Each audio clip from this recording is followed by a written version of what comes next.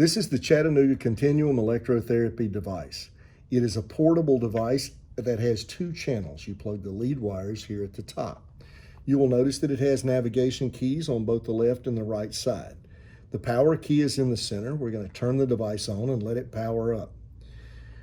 When it powers up, the home screen appears. Anytime you want to go back to the home screen, all you have to do is press this button.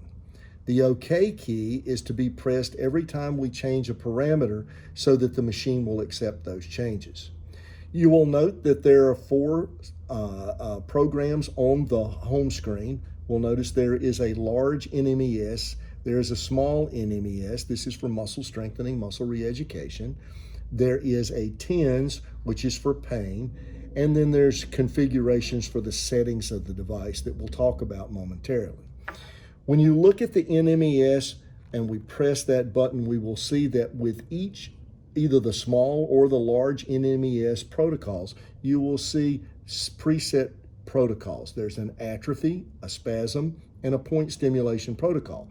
But we also have the ability to customize or set our own parameters. When you press the custom key to create your own protocol, you will see that the parameters are on the left-hand side. On the right-hand side are the keys that will allow you to adjust those parameters. And all of the parameters of the electrotherapy are completely adjustable on this device. Each time you make a change, you need to press OK so that the device will accept those changes. We're going to go back to the home key now. And what you're going to note is that we now have the TENS protocols. When we press the TENS key, we will see that there are preset protocols, in this case for the knee, the back, the hand, different body parts, but there is also the ability to customize or create your own protocol. Now with the configuration key, we're going to press that button, and what you're going to see is that we have one slot for data. The data that this device stores is the number of times the device is used, how long it is used in each treatment, and the amount of amplitude that is turned up on channels 1 and 2. This is basically data to see if the patient is compliant with using the device. The clear key allows you to clear the parameters and the data. You should always clear the parameters after each use so that you can reset your protocols for your next patient. You can also lock each of the protocols you create into the system so that if you send this device home with the patient cannot change the protocols. The settings device gives you the ability to change things like the screen, the language, but it also has the ability to create the use for a switch on this device, which we will talk about in a later video. So we're going to discuss how to use the switch with the Chattanooga Continuum device. The first thing that we will do is, of course, plug in the lead wires and place the electrodes on the patient. Then we're going to take and we're going to press the configuration key. Then we're going to press the settings key. We will scroll down through the settings until we see switch.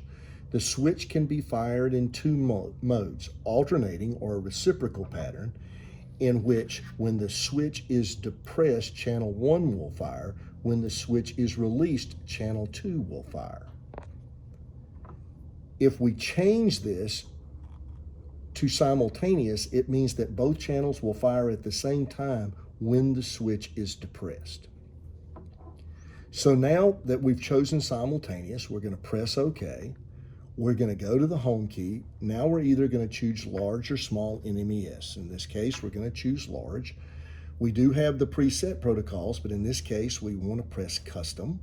Once we press custom, we want to scroll through the parameters until we get to cycling. And you will notice, again, with cycling, it says simultaneous. We can also do alternating. In this case, we want it to be on simultaneous, and we're going to press OK.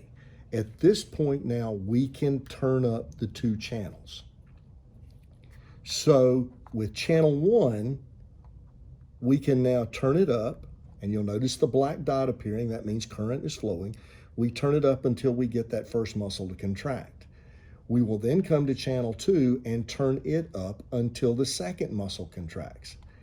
At this point, we're going to plug in the switch, and when we plug in the switch, you will note that both channels no longer have any flow of current. But when we now take the switch and we depress the button, we are going to give the current to the patient. When we release, it stops. So again, we can press, for simultaneous, we'll press the button and it will give both channels current. If we were doing reciprocal, pressing the button would give channel 1 current, releasing the button would give current to channel 2.